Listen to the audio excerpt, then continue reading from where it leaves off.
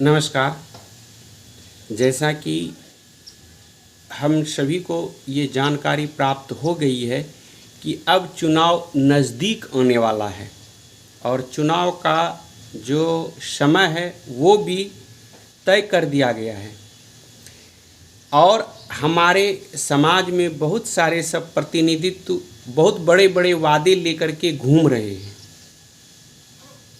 कोई बिजली बिल माफ़ कर रहा है, कोई कुछ कर रहा है, कोई पुलिस को डांटते हुए वीडियो बना रहा है। बहुत सारे सब लोग पुलिस को डांटते हुए वीडियो बना रहा है और जिसके पक्ष में होकर के वो बात कर रहा है उसको लगता है कि ये हमारे लिए भगवान है, क्योंकि ये साथ दे रहा है, ये पुलिस को डांट रहा है और ये भी वादा कर रहा है कि हम 35 साल 40 साल तक हम यहाँ जो हैं सेवा किए हैं, जनता का सेवा किए हैं और उस जनता के सेवा में हमने बहुत कुछ खोया है। लेकिन उस इंसान से कोई ये नहीं पूछता है कि आप खोते खोते इतना धनी कैसे बन गए, आप हर हमेशा जनता की सेवा करते करते इतना धनवान कैसे बन गए, आप इतना जनता की भलाई करते हुए हर क्षेत्र में करते हुए इतना पैसा कहाँ से आया, ये पूछने वाला कोई नहीं है। क्यों? क्योंकि वो अभी बेवकूफ़ बना रहा है। वो जानता है कि ये पब्लिक भोले भाले होते हैं, जितना करना है कर लो। दूसरी बात है, कार्यकर्ता जो हमारे होते हैं वो इतने सीधे होते हैं, इतने सादे हैं और वो दिमाग से जो है इतने भोला होते हैं कि सोच नहीं सकते। उनको जैसा बताया जाता है वैसा वो करते हैं, उसके लिए वो जी जान तक दे देते, किसी से झगड़ा तक मोल ले लेते हैं कि मेरा ये अपना आदमी है, ये मेरा अपना आदमी, लेकिन पता चलता है कि उसका कोई अपना आदमी नहीं है। आज जब कोई कार्यकर्ता किसी पार्टी के लिए, किसी संघ के लिए लड़ाई कर लेता है और वह परेशान रहता है तो वो नेता केवल सांत्वना देने के लिए जाता है कि आपको टेंशन नहीं लेना, हम आपके साथ हैं। लेकिन आपके साथ का मतलब ये है कि उसके पास 1 रुपया नहीं है, खाने की कमी है, वो कहीं नहीं जा सकता, बूढ़ी माँ है, पिता है, सब कुछ है, वो उस नेता के पीछे पड़ पड़ के अपना जीवन बर्बाद कर लिया जो कि कुछ नहीं मिला और एक ही चीज़ मिला, बेवकूफ़ी बेवकूफ़ी बेवकूफ़ी। और उसी बेवकूफ़ी में वो अभी भी जय जयकार कर रहे हैं, अभी भी ये कर रहे हैं, लेकिन उनको ये समझ नहीं आता कि हम इनके साथ अगर घूमेंगे तो क्या हमको मिलेगा।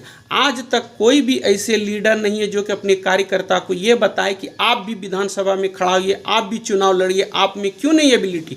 वो हर हमेशा बोलेगा तुम मेरा जय जयकार करो, तुम मेरा ये करो, और उसको वही नोट और वो जो मीट मछली होता है वो उस पर रख करके और उसका जय जयकार करवाता है।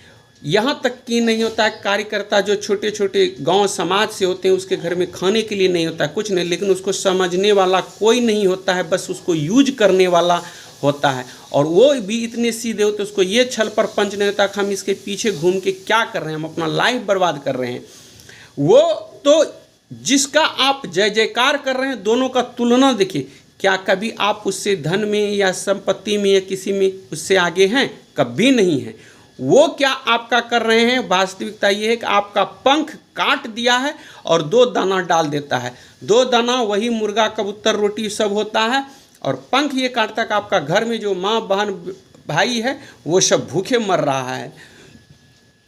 तो इसलिए कार्यकर्ता से अनुरोध है कि कुछ भी कार्य करने से पहले सोचें, क्योंकि आपका खुशी ही सबका खुशी है।